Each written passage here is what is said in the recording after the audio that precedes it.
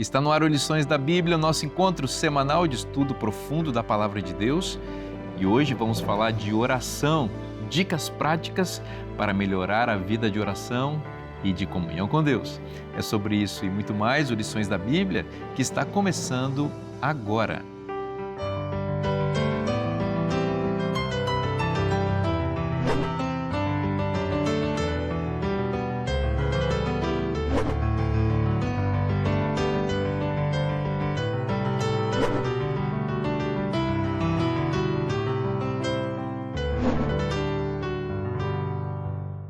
Nós já estamos juntos agora para começar o nosso programa, para conversar com você sobre a Palavra de Deus e hoje com um tema muito especial, oração na prática.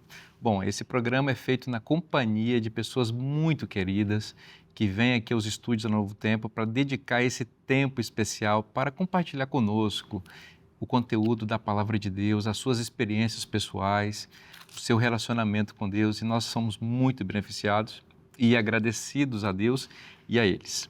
Eu vou apresentar mais uma vez para vocês, aqui à minha direita, a Denise Lopes. Bem-vinda, Denise. Obrigada, pastor.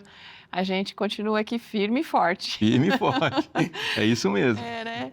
E estabelecendo novas práticas, né, na vida, nessa caminhada com o Senhor para crescermos espiritualmente. E queria deixar o desafio para os nossos ouvintes aí, para que eles, quem sabe, pudessem escrever aí na página, né, aqui do Lições da Bíblia, e qual que seria a sua prática de oração, como é que eles vivem isso, já que a gente vai falar sobre isso, seria uma coisa interessante. Muito legal a dica, então escreva aí, você que está acompanhando pelo YouTube, escreva aí nos comentários do YouTube qual é a sua prática de oração, quando você gosta de orar, de manhã, de tarde, o que você faz de maneira especial. Compartilhe a sua experiência, pode ajudar alguém. Aqui à minha esquerda, o querido pastor Marliton Lopes. Bem-vindo, pastor Marliton. Alegria estar aqui de volta. Eu tenho que dizer que estudar esse tema, e a gente estudou um pouco antes desse momento, né? E vamos estudar ao longo desse trimestre todo, tem sido uma bênção particularmente, né? Porque é o evangelho na prática, né? A gente tem que chegar no céu e olhar para Cristo como alguém muito familiar, muito conhecido. E a lição está nos dando todo o trajeto, a estrada de como eu chegar lá e olhar para os olhos dele e ter a mesma sensação que ele vai ter de mim, que eu já o conheço há muito tempo. Amém, que legal, é verdade. Cristianismo vivo e na prática, né? Pastor João Oliveira, que bom ter você de novo, bem-vindo. Também para mim uma alegria estar aqui e mais um tema especial aí essa série de lições sobre o relacionamento com Deus, o crescimento, e nós vamos falar sobre a prática da oração. Falando em oração, para nós, amigo, por favor. Nosso Deus e Pai, aqui estamos mais uma vez para continuar essa série de estudos e queremos suplicar a bênção do céu. Que ao nós recapitularmos esses temas, que sintamos Sua presença, que sejamos fortalecidos pelo Teu Espírito. E da mesma forma, as pessoas que assistem, que estiverem conectadas, possam também sentir a Sua presença e que a Sua palavra possa falar ao coração de todos. Amém. Nos entregamos a Ti mais uma vez e o fazemos confiando em Cristo. Amém. Amém. Bom, todos nós sabemos a importância da oração e como ela é essencial para o crescimento cristão. Mas eu confesso que eu não encontrei nada mais difícil na vida do que manter uma vida contínua de oração. É realmente um grande desafio, já em programas anteriores a gente mencionou um pouco isso. Nós somos muito utilitaristas, imediatistas e às vezes somos tentados a imaginar que a oração é alguma coisa que a gente pode deixar um pouco para depois, não é? Porque a gente não precisa ter tanto essa disciplina, mas isso é uma tentação e que não vem de Deus. Vamos falar, pastor João Oliveira, sobre a importância, né, de viver a oração e que elementos práticos, não é, nós podemos desenvolver para desenvolver essa disciplina espiritual tão importante que é a oração. Então, a gente está vendo aqui que a oração precisa ser um hábito, precisa ser uma prática constante em nossa vida. E esta semana nós estudamos aqui, através da vida de alguns personagens, certos aspectos que são importantes para a gente pensar. Aqui no livro dos Salmos 62, o Salmo 62 e o verso 8, nos diz assim: confie nele em todo o tempo. Derrame diante dele o seu coração. Deus é o nosso refúgio. Quer dizer, como que nós vamos confiar em Deus em todo o tempo, em todas as circunstâncias? Isso tem que ver com a nossa experiência de oração, não é? Por exemplo, como administrar a vida diante das crises? A oração é fundamental nesse momento. E a gente vai ver na história de Elias isso. Quando aparentemente Deus não responde às nossas orações, como é que a gente deve proceder? Continuar orando, né, parecendo que Deus não está nos ouvindo. Então a gente vai estudar esse tema aqui também, isso é muito importante. Outra coisa, se Deus sabe o que nós precisamos antes da gente pedir, por que a gente tem que pedir? Esse é um assunto interessante relacionado, né, com a oração. Outra coisa também que eu fiquei pensando, né, o assunto a relação entre o livre-arbítrio e a vontade de Deus. Porque o ideal da vida cristã é chegar a assumir a vontade de Deus como nossa. E o livre-arbítrio, como é que fica? Isso nós vamos analisar aqui, é um ponto que eu acho interessante. Ou seja, a oração, de fato, é esse sustentáculo da vida cristã em todas as circunstâncias, né? E aqui diz que ela é a ligação constante entre nós, que somos os ramos, e Jesus Cristo, que é a videira. Ela que forma esse elo, né? E que, digamos, de certa forma, é essa seiva, né, que faz com que a planta se desenvolva. E assim também a nossa vida espiritual. Então, eu acho muito interessante a oração na prática, não é simplesmente uma teoria. Nós somos seres humanos, estamos aqui em um mundo em que enfrentamos dificuldades, tentações, né, decepções. E então, como que a oração pode ser esse sustentáculo para a nossa vida aqui? É isso que nós vamos verificar agora. Eu não sei se vocês já fizeram um teste de índice de umidade do corpo, né? Porque eu acho que eu tomo bastante água. Embora a esposa ache que eu não tomo o suficiente. Mas quando eu vou medir a umidade do meu corpo, ela está bem abaixo do que deveria ser. E por quê? Porque eu não sinto sede. Eu não sinto sede. Eu preciso quase que pôr no relógio tomar água. Eu preciso, cada vez que passo na frente do bebedouro, tomar água. Eu preciso colocar uma garrafinha e dizer, isso aqui é para hoje de manhã, até que eu crie um hábito, porque meu organismo não me pede água. A oração, para mim, às vezes ela tem o mesmo sentido, porque nem sempre a gente está com sede de falar com Deus, ser humano, pecado. E às vezes a gente tem que forçar um pouquinho, né? Porque a gente não tem noção a bênção que é esse diálogo com Deus. E eu penso que quando nós forçamos um pouquinho de estabelecer horários, porque o texto aqui do salmista, ele fala duas palavrinhas fortes aqui. Confie nele todo o tempo e derrame diante dele seu coração. É a questão de prioridade e intensidade, né? Eu penso que o dia que nós tivermos sede de falar com Deus, e se essa sede não existe hoje, de colocar planos de estudo, planos de oração, sistemas de oração, eu acho que Deus, seguramente Deus vai nos dar o desejo e a gente vai passar a ter um hábito que não consegue mais viver sem ele, né? Mas eu quero desafiar aqui quem está nos ouvindo de que nem tudo é tão natural quanto a gente gostaria que fosse. E até que chegue a ser o natural, a gente precisa gastar tempo. E esse tempo me faz sentir necessidade dele. Ellen White fala que a gente deveria disciplinar o nosso espírito. Então, é no sentido de que, assim, nem sempre a gente vai ter vontade de orar.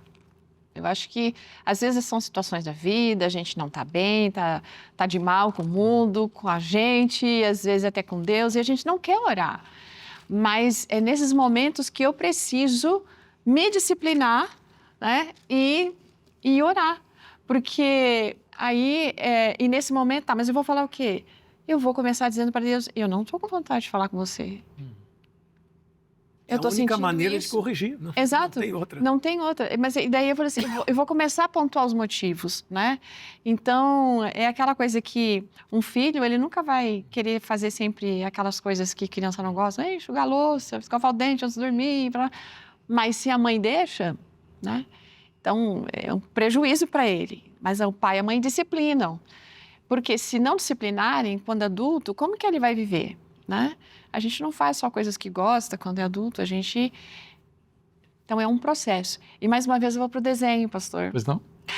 Porque eu achei muito interessante a mensagem que foi colocada aqui. A gente vê uma pessoa que está caminhando, está dividida em quadros aqui, mostrando uma progressão. E os balõezinhos aqui mostram uma conversa, quer dizer, primeiro tem poucas palavras, é como se, tipo, eu não estou muito afim de falar, mas eu estou falando, mas aos poucos eu vou aumentando, porque isso vai se tornando um hábito. E o interessante é que à medida que ele vai aumentando a fala, isso pode significar o quê? Não só apenas uma oração maior, mas uma vida de oração, uma comunhão constante. E ele começa a subir. Isso, para mim, lembra aquele texto de que a oração não é simplesmente abrir o coração a Deus como um amigo, mas é que ela nos eleva até Deus e não faz Deus descer até nós. Né, a oração nos eleva. Então, eu achei que ficou muito bem ilustrado e a gente precisa realmente forçar um pouquinho, às vezes, porque é para o nosso bem. Como dizia a nossa mãe, nosso pai, vai fazer assim, é para o seu bem. Eu gosto de pensar que a oração é o elevador da fé. Com base nesse texto que você citou, né? Que ela eleva-nos a Deus. Então, quando a gente vai orando e vai tendo uma vida de oração, nossa mente vai se elevando para mais perto de Deus e do ponto de vista espiritual. E é claro que isso também tem um desdobramento final, quando pessoas que têm uma vida de oração vão subir mesmo fisicamente para estar com Cristo. Mas eu acho que a oração é um lembrete da nossa necessidade de Deus. E se nós não estamos orando, nem com vontade de orar, é um sintoma de que nós estamos vivendo uma vida, como eu vou dizer, mecânica, robótica, robotizada. Não é? A gente acha que é uma máquina, que a gente se autossustenta, que a gente não precisa do poder maior de Deus, que a gente dá conta das nossas próprias necessidades. Mas a oração, esse contato nosso com o divino, é o ponto de humanização maior da nossa vida, que é quando nós deixamos de ser máquinas, de ser robôs e entendemos que nossa vida só faz sentido com conexão com o transcendente, com Deus. Então, o mundo quer nos mecanizar, o mundo quer fazer a gente máquinas manipuláveis, autossuficientes, no fundo, marionetes do inimigo. A oração nos desconecta dessa realidade do mundo e nos coloca em conexão com Deus. E a história de Elias tem muitas lições, né, para a gente, né? Nos ensina muito. Aqui em 1 Reis, capítulo 19, a gente encontra, a partir do verso 1, o relato aí da experiência de Elias após aquele momento mais forte dele. E aí eu queria fazer uma observação. O momento mais forte da vida de Elias foi aquele momento quando ele, lá no Carmelo, teve aquele embate lá com os profetas de Baal, a gente conhece. E quando a gente olha nessa perspectiva a vida de Elias, foi algo fantástico, ele foi super vitorioso. E isso mostra que ele tinha uma experiência com Deus. Claro. Ele tinha uma vida pregressa de oração. Porque não é na hora da crise que a pessoa vai conseguir força, né? Ela tem que estar acumulada ao longo da vida. A experiência de prova revela a forma como a pessoa lida com a prova, revela a experiência de oração que ela tem, a experiência dela com Deus. E Elias saiu bem. Ali, naquele momento, ele enfrentou a crise, enfrentou a dificuldade com muita oração, com dedicação e foi vitorioso. Ou seja, foi um sucesso extraordinário. Só que, a partir dali, houve um momento assim estranho na vida de Elias, né, em que ele chega a pedir a morte. O texto aqui vai dizer o seguinte, que ele, depois do milagre lá do Carmelo, fugiu com medo das ameaças de Jezabel. Ela disse, eu vou matar você. E ele foge, vai até o deserto de Damasco. Ali diz o texto que ele se acomoda ali debaixo de uma árvore e ele pede para morrer. Ele estava num estado assim de dificuldade, de tristeza, né? E Deus aparece, dá água e alimento para ele e diga, se anime, rapaz, porque ainda tem uma missão grande para você. E aí o texto diz que ele se alimentou 2 vezes e conseguiu caminhar por 40 dias e 40 noites, até que ele chegou no Monte Horebe e ali Deus se manifesta de forma bem especial para ele e deu a ele a missão de ungir 2 reis e o profeta que haveria de substituí-lo. Então, essa história de Elias é bastante intrigante, porque ela mostra que, às vezes, é mais fácil a gente administrar a crise do que o sucesso. E a Denise estava falando aqui que há uma questão até biológica, né? Ele teve um momento de muito sucesso, uma excitação muito grande, né? Biologicamente falando, quando a pessoa chega nesse estado tão acelerado, né, de sucesso, isso, cortisol. Isso pode reverter o contrário depois, né? Pode continuar explicando o que você estava dizendo. Sim, fisiologicamente é o que acontece, né? Num momento como esse, a adrenalina e o cortisol vêm a uma altura muito grande, então a pessoa tem muita energia, ela tem muita coragem, ela tem muita força, e daí quando passa aquele momento, aí o cortisol e a adrenalina baixa. Quando vem naquela queda assim, aí é muito comum a pessoa sentir tristeza, medo e até pensamentos catastróficos, como foi o caso de Elias. Ele falou assim, tipo assim, só restou eu, não tem mais ninguém, né? Quando um povo ali acabou se convertendo, havia alguns profetas que também não tinham se entregado à apostasia, à idolatria, mas na visão dele, ele era o único naquele momento. E me chama a atenção isso, que às vezes a gente acha que é simplesmente uma falta de fé. Naquele momento ele esqueceu, mas também tem um aspecto fisiológico. Só que assim, Deus entende, Ele nos criou e Ele sabe o que significa essa humanidade nossa, né?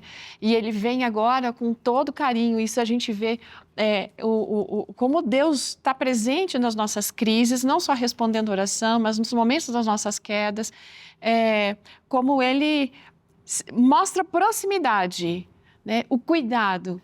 E é o que Elias precisava, e Deus veio com remédio: descanso, o sono, comida, água, até que... E Deus não recriminou ali no princípio, não.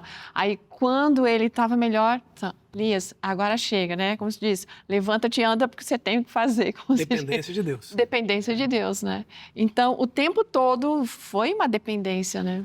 Eu vejo aqui alguns princípios, né? Juntando o capítulo 18 e o 19 de 1 Reis, né? O primeiro princípio é que Elias faz uma oração a Deus no Monte Carmelo, e nem é tão longa a oração, mas ela é muito alinhada, e Deus responde aquela oração. Então não é pelo muito falar, embora é muito importante que a gente passe o dia dialogando com Deus, mas o princípio aqui é se Elias estava pedindo algo que Deus sabia que era para o bem dele.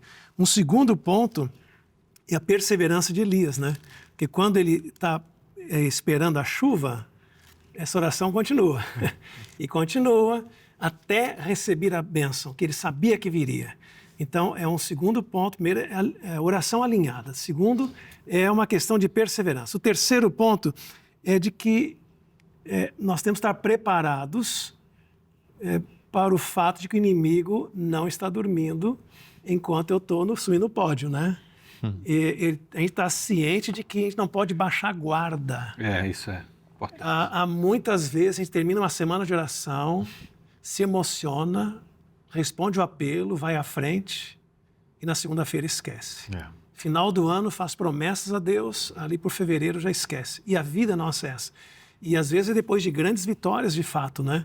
Então, o terceiro aspecto é a gente estar ciente de que as vitórias de hoje não garantem as vitórias de amanhã. Muito bom. Ser um ex não serve para Deus, né? Uma quarta verdade é que nem sempre a resposta de Deus vem com fogos de artifício, né? Às vezes é no sussurro.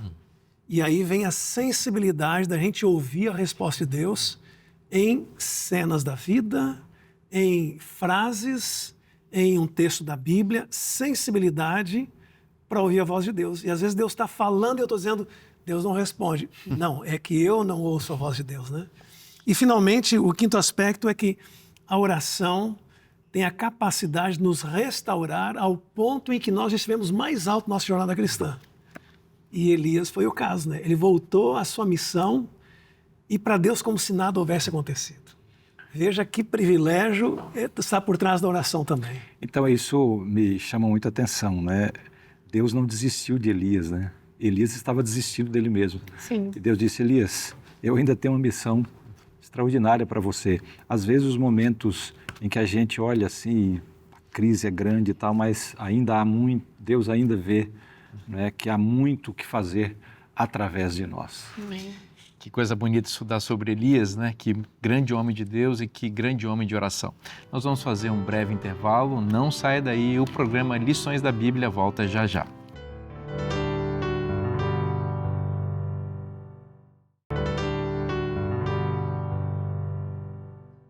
Existe uma pergunta que atravessa gerações. O que realmente eu posso fazer para ser salvo? O que acontece também quando a gente morre? O que fazer para ter a vida eterna? Durante séculos surgiram muitas teorias, muitas religiões, muitas tradições e muitas interpretações. Mas a pergunta mais importante continua sendo esta: e a Bíblia? O que ela realmente ensina sobre vida eterna, sobre salvação, sobre céu e inferno? Eu, Vinícius Mendes, preparei esta revista Esperança Especial Céu e Inferno exatamente para você entender isso. Trata-se de um estudo profundo da Bíblia, profundamente equilibrado sobre um dos temas mais importantes da fé cristã. Você vai entender o que acontece quando uma pessoa morre, por exemplo, o que a Bíblia diz sobre o juízo, sobre a ressurreição, sobre o Evangelho eterno, sobre a graça, sobre o céu, sobre o inferno e sobre muitos outros temas.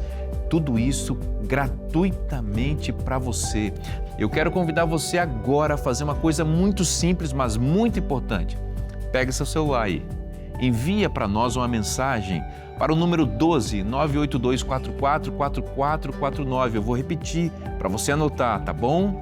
12 98244 4449. Escreva para mim agora mesmo, peça a sua revista Céu ou Inferno. Salva esse número aí no seu telefone, 12 98244 4449. Envie uma mensagem simples. Diga, eu quero a revista Céu ou Inferno. E a nossa equipe vai orientar você sobre como receber esse estudo gratuitamente. Não deixe essa pergunta sem resposta. Descubra o que a Bíblia realmente ensina sobre salvação. E não se esqueça, se está na Bíblia, é bom para você. Estamos de volta agora no segundo bloco do programa Lições da Bíblia para continuar estudando sobre oração com você. E você sabe que a oração é a nossa resposta a Deus, aquilo que Ele nos revela, e Ele fala conosco hoje por muitos meios, mas sobretudo pela Sua Palavra. E as lições da Escola Sabatina são a maneira de você ter acesso à Palavra de Deus de forma organizada, sistematizada, todos os dias, durante um trimestre, para você ter contato com um conteúdo profundo e crescer no conhecimento de Deus. Então, eu quero fazer uma dica do coração para você. Tenha a sua lição da Escola Sabatina. Acesse agora o site lições.cpb.com.br para você entender como adquirir esse material e também outros importantes materiais da querida Casa Publicadora Brasileira. Vamos continuar conversando aqui, Pastor Marlington, porque a gente viu no bloco anterior Elias, um grande homem de oração. Embora fosse um homem como nós, o próprio texto de Tiago 5,17 diz que ele era um homem como nós, com as mesmas paixões e inclinações, mas ele orou e parou de chover por 3 anos e 6 meses. Depois ele orou e choveu, ou seja, pessoas como nós também podem experimentar uma vida de oração e respostas extraordinárias. Mas às vezes as orações não são atendidas do jeito, pelo menos, que a gente quer. Como lidar com isso, né? Um princípio que a gente sempre lê sobre oração é de que a oração não existe para mudar Deus, mas é para nos alinhar à agenda de Deus, né? E por que isso? Primeiro, porque Deus sabe o futuro e nós não sabemos. E eu gostaria de ler uma pequena frase de Ellen White. Diz o seguinte: Deus nunca conduz seus filhos de maneira diferente daquela que eles escolheriam ser conduzidos se pudessem ver o fim desde o princípio e discernir a glória do propósito que estão cumprindo como cooperadores de Deus. Se a gente pudesse ter a visão de Deus e Ele abrisse as cortinas, a gente dizia: Senhor, é por aqui mesmo. Eu me lembro quando eu me formei em teologia, meu sonho era voltar para a minha terra, né? Conversei com o presidente, acertamos qual cidade eu ia trabalhar. De repente, mudou tudo, caiu por terra. Parecia que eu estava sem chamado, onde eu vou trabalhar. Daqui a pouco, um outro presidente vai lá e me convida e disse, olha, eu quero é um ministério. E em vez de eu ir para um estado, eu fui para o estado da Denise. Olha. E 6 meses depois estava se encontrando e 40 anos depois estamos aqui. É melhor confiar em Deus, né, pastor Márcio? Só glória. Às vezes demora um pouquinho, né? Mas Deus sabe o futuro. Deus sabia que a Denise estava lá, Deus sabia que o meu ministério seria melhor ali, Deus sabe de tudo, mas na hora a gente clama, Senhor, mas por quê? Eu me preparei, eu comportei no Rio Grande do Sul, eu tinha familiar lá, ali era... Deus assim, fica calma aí, guri, que um dia eu vou te mostrar porque... Foi para Santa Catarina. Santa Catarina. Pertinho de Florianópolis, onde ela morava ali, e ela orando para que eu chegasse lá. Aí quando chegou o pastor jovem lá, você falou, olha aí, as minhas orações atendidas. Então, um outro aspecto é que, às vezes, a gente tem motivações erradas na oração. A gente está totalmente... Porque a falta de conhecimento de Deus me faz fazer pedidos equivocados, né? Eu não faço segundo a vontade de Deus. Um outro aspecto é que, às vezes, Deus sabe até que aquilo ali não é bom, mas ele, assim, é para moldar seu caráter. Então, eu tenho que dizer, Senhor, o que for, eu sei que é melhor para mim. E ainda saber que Deus é sábio demais para errar, né? Então, eu entendo que o papel nosso é dizer, Senhor, eu aceito a tua resposta, seja o que for. Jesus um dia disse, Pai, se possível, passa de mim o cálice, e não foi passado. Mas ele aceitou, e graças ao Pai não atender o pedido do Filho, nós temos a salvação. Verdade. Então, e nesse texto aí que você está mencionando, de segunda-feira, quando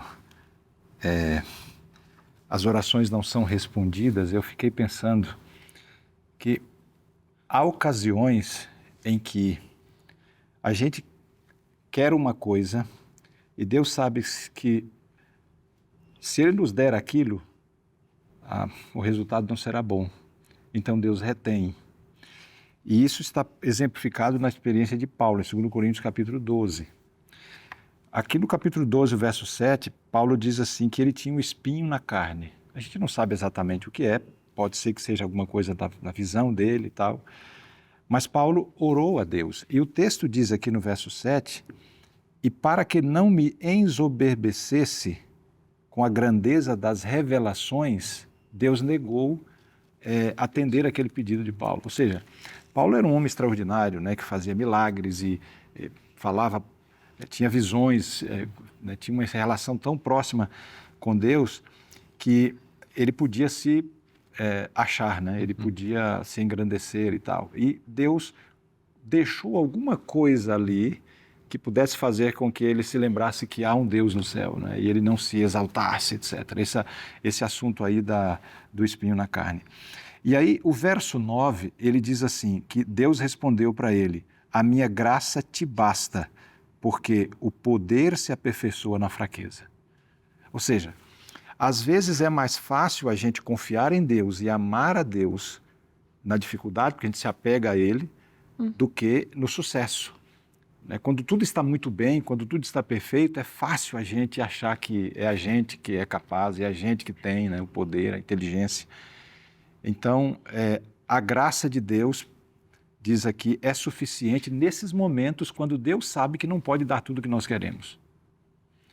Aí eu fico pensando, o que é esse assunto de suficiência da graça e o poder aperfeiçoando na nossa fraqueza?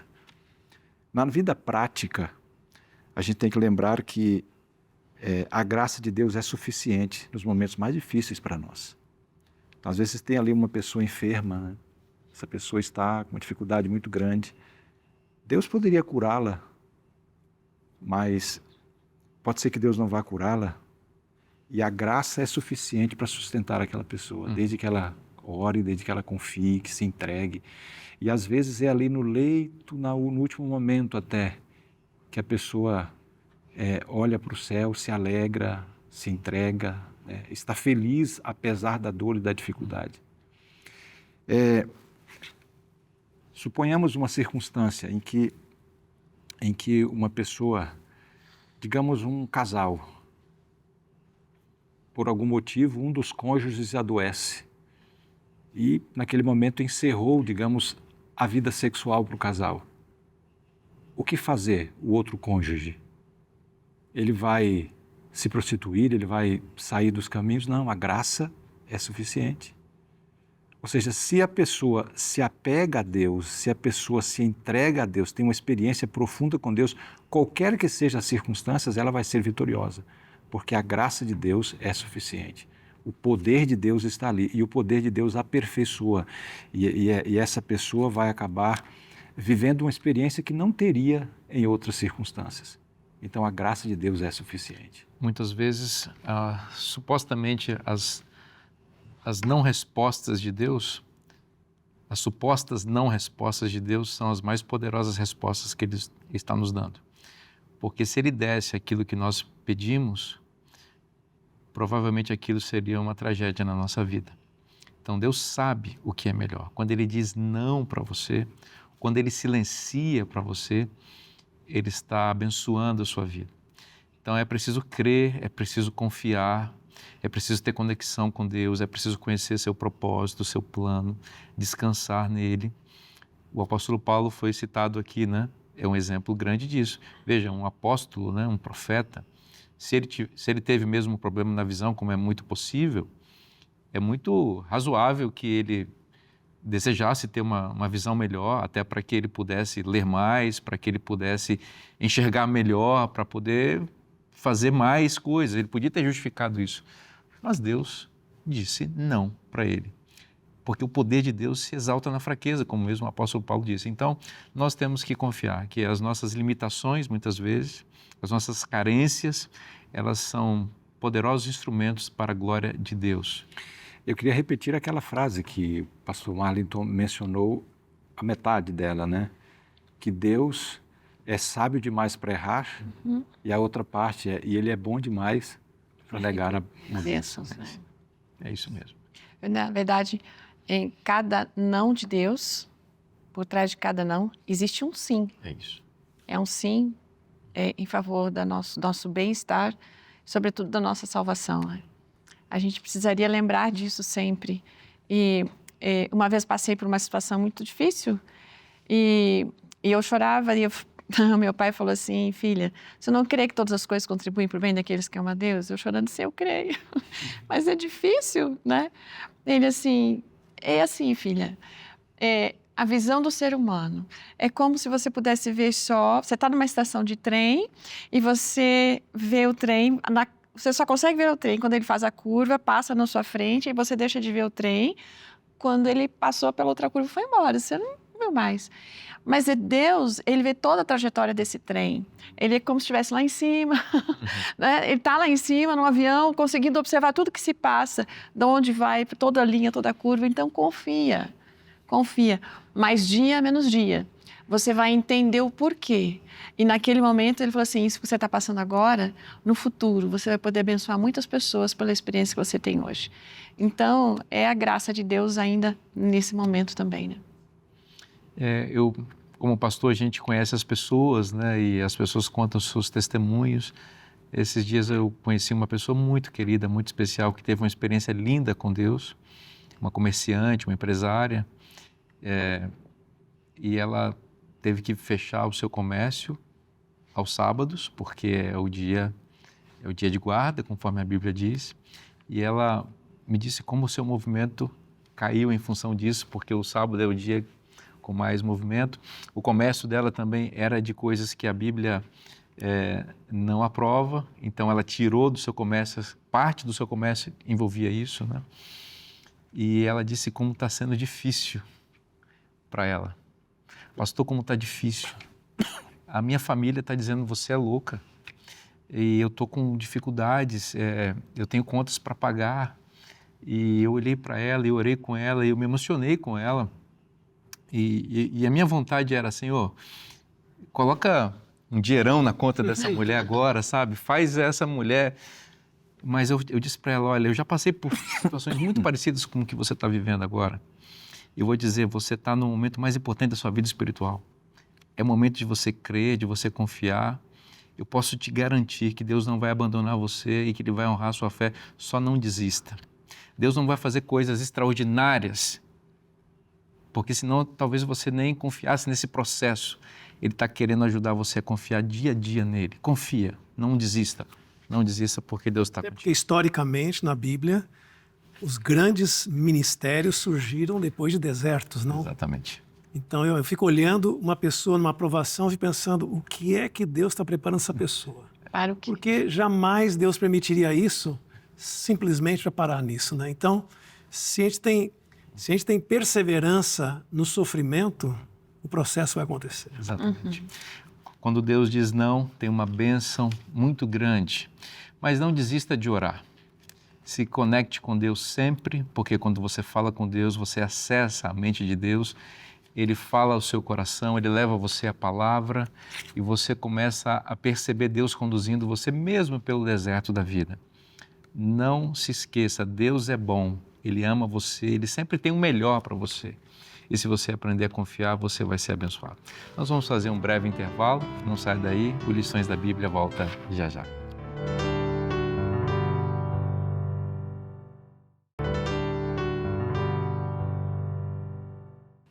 Estamos de volta agora para o último bloco do programa Lições da Bíblia, para continuar estudando esse tema tão importante. E uma gratidão especial a você que é Anjo da Esperança, que ajuda a manter a Novo Tempo no ar. Muito obrigado, viu, por enviar seus recursos para cá, suas ofertas, né, especialmente destinadas para a missão. Aqui na Novo Tempo, esse recurso é usado com muito critério, com muita responsabilidade, para que exclusivamente seja empregado na pregação do Evangelho. Se você ainda não é Anjo da Esperança, está aí a sua oportunidade de se unir a nós nessa missão para que mais pessoas conheçam Jesus. Envie agora uma mensagem para o WhatsApp que está aparecendo na sua tela e a nossa equipe vai ajudar você a também participar dessa rede do bem dos Anjos da Esperança.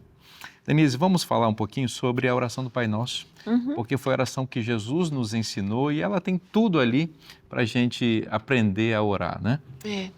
É interessante que ali em Mateus capítulo 6, a gente não tem apenas a oração modelo, mas a gente tem toda uma orientação de como orar. Entra no teu quarto, fecha a porta e tudo mais. E daí Jesus vem colocando essa oração, mostrando aquilo que é essencial a gente expressar a Deus em nossas orações. E ele começa com a adoração, né? Então, eu acho que a gente precisaria aprender também essa parte, né, de adorar a Deus nas nossas orações, em primeiro lugar, sermos submissos quando Ele fala, seja feita a tua vontade, Senhor. Antes de fazer os pedidos, eu já estou me colocando na minha dependência dEle, mas assim, eu aceito a tua vontade que é soberana, porque o Senhor sabe todas as coisas. Então, adoração, submissão, aí depois a gente pode observar aqui e veríamos os pedidos, né? O pão nosso de cada dia nos dá hoje, e daí vem os pedidos de perdão. E o perdão é alguma coisa muito importante a gente mencionar para Deus, para que não haja barreiras entre nós e Deus, para que as nossas orações cheguem até o céu. E daí aqui eu já pegaria uma partezinha até da lição de quarta-feira, que a gente aqui é falado sobre confissão e perdão, sobre a necessidade que a gente tem realmente de mencionar o nosso pecado pelo nome, não fazer de uma forma genérica.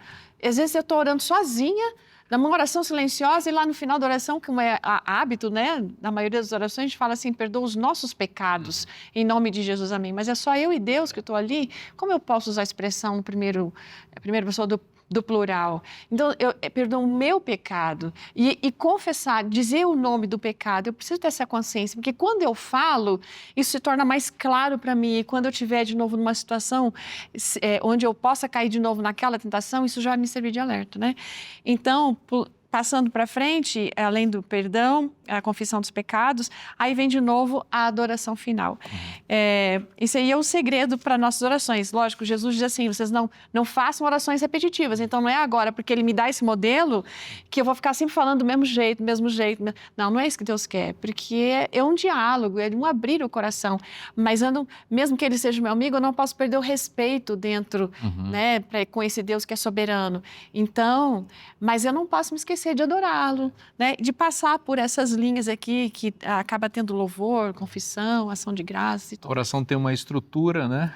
E geralmente que a gente vê na própria oração modelo. Então, ela Sim. começa com exaltação a Deus, Sim, pela grandeza de Deus. Então, você vai entrar na presença dele, você vai contemplá-lo pela fé. sim. Então, o exalte. Na sequência, essa exaltação de Deus faz você sentir quem você é. Exato. E aí você confessa seu pecado. É o que vem na sequência. Depois de confessar seu pecado, e você colocou um ponto muito importante, pecado específico, né? Uhum. Você faz pedidos a Deus, né? Você apresenta. Lembra, você está diante da soberania do universo. Quem Sim. pode todas as coisas. Não perca a oportunidade. Apresente seus pedidos a Deus. E na sequência, apresente suas ações de graças, ou seja, apresente sua gratidão já antecipada por aquilo que Deus vai fazer, pelo aquilo que Ele já fez e por aquilo que Ele está fazendo por você. E Indera- desculpa, pastor, que eu esqueci de mencionar, porque quando fala não nos deixes cair em tentação, mas livra-nos do mal, é pedido de proteção. Então, o pão nosso tem as nossas necessidades materiais, emocionais, mas quando você fala que chega nessa parte, não deixe cair em tentação, eu já estou indo para uma parte mais espiritual, né? Eu quero continuar te honrando, me ajuda.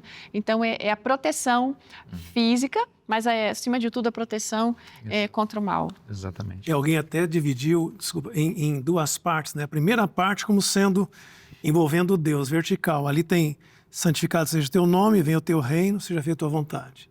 E a segunda parte, dá-nos o pão, perdão e proteção, né? Sim. Há diversas subdivisões. Uma outra que quarta-feira coloca aqui, eu achei interessante, quando fala de louvor, começa reconhecendo quem Deus é. Quando fala confissão de pecado, eu reconhecendo quem eu sou. Quando fala dos pedidos, ele tem o que eu preciso. Isso. E quando fala ação de graças, eu já posso agradecer porque eu sei que ele vai me dar o que Exato. eu preciso. Isso aí. E eu acho uma coisa muito fantástica na oração, porque normalmente a gente ouve, né? A oração não é só pedido. Eu não converso com um amigo só pedindo alguma coisa. Tem esse lado de que Deus não está ali só para me atender, né? Ele é um amigo. Mas quando eu peço algo a Deus, eu estou reconhecendo minha limitação e do poder dele e que as minhas soluções têm a resposta nele, né? A solução está nele. Então, Deus é capaz de se alegrar em ouvir pedidos, embora nós não devêssemos fazer apenas isso. É claro, isso faz muito sentido, porque imagina, eu sou a pessoa mais pobre do mundo diante da pessoa mais rica do universo. Ele tem toda a riqueza e tem todo o amor e ele quer me oferecer. Eu vou falar com ele e não vou pedir nada? Não faz sentido, entende? Eu preciso pedir e ele está feliz em pedir. É claro que os nossos pedidos têm que ficar estar de acordo com a vontade dele, mas a gente precisa pedir. Ele não tem... bater a porta só para pedir. Claro, conversa como um amigo, né? Mas a gente tem necessidades, é uma realidade. É interessante porque aqui, até você fala em amigo, mas eu fiquei pensando, não, é pai, porque Jesus fala, pai nosso. Como que você não vai pedir as coisas para o pai?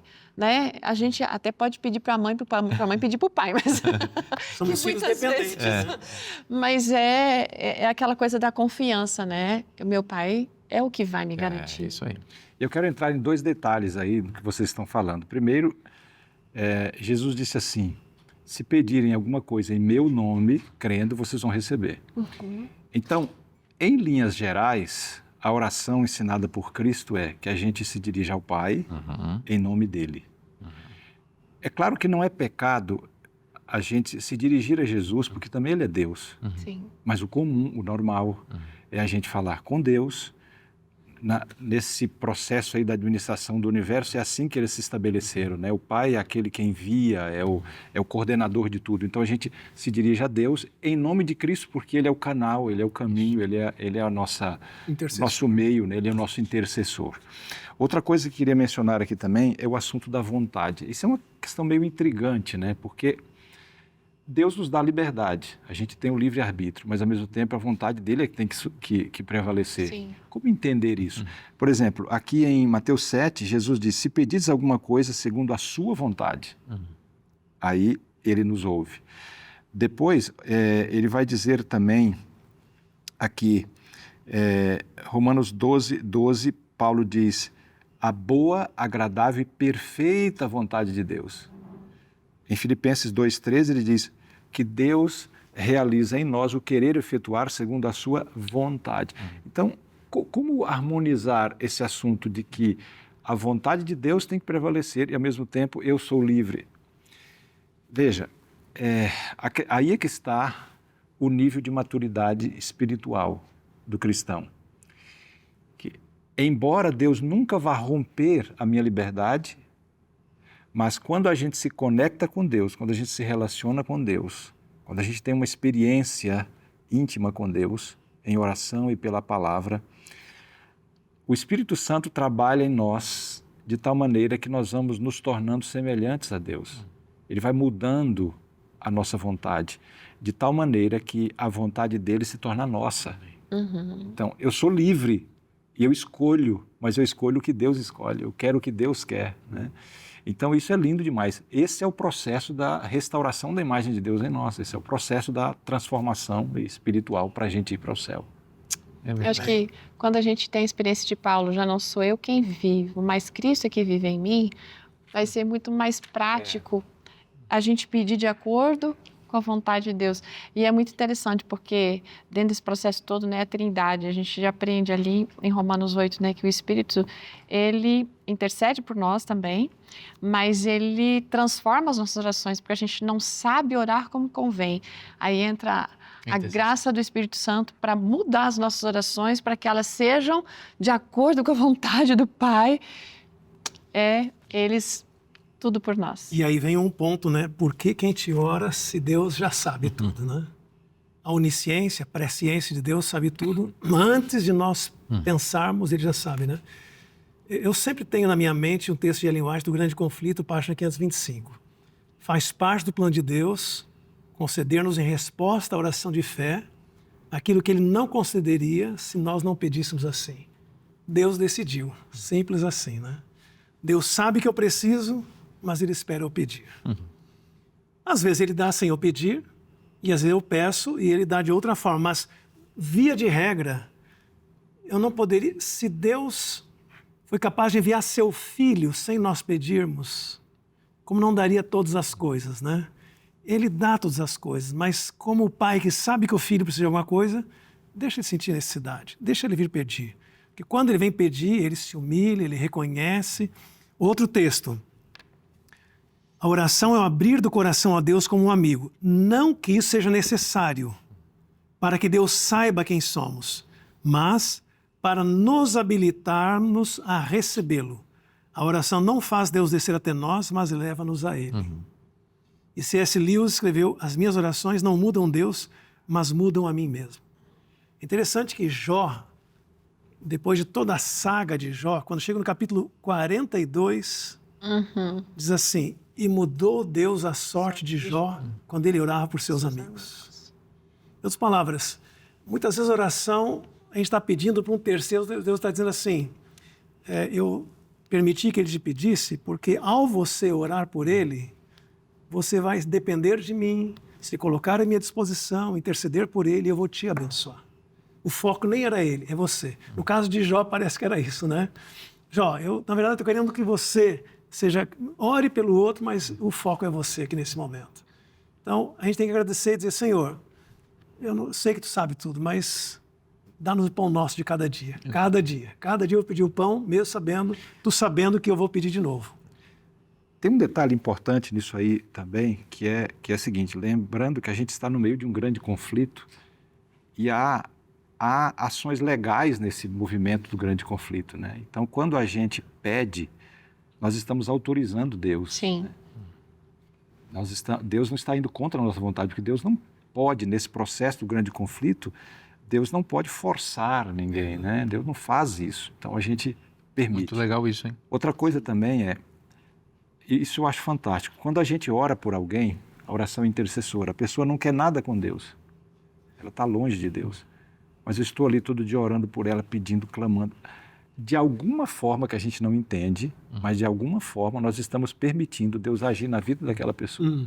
Pelas nossas orações, nós estamos permitindo Deus fazer o que Ele não, digamos assim, entre aspas, poderia fazer se aquela pessoa não permite, né? Então é lindo, por isso a oração intercessora é para nós. A oração do justo mas pode muitos seus efeitos exatamente. também. Essa é uma mecânica um pouco complexa da gente entender, mas realmente ela funciona, a oração funciona. Vamos acreditar e orar porque ela funciona. Como é que Deus age na vida de uma pessoa que não quer quando eu oro por essa pessoa, né? Então essa explicação que você deu é muito interessante porque Deus começa a agir como se eu estivesse orando por mim mesmo, vamos colocar assim. E outra, quando eu oro por alguém, de alguma maneira eu também me torno um instrumento de bênção na vida daquela pessoa pela qual estou orando. É como um sacerdote que orava pelo povo dentro do santuário, no dia da expiação, e depois saía para abençoar o povo.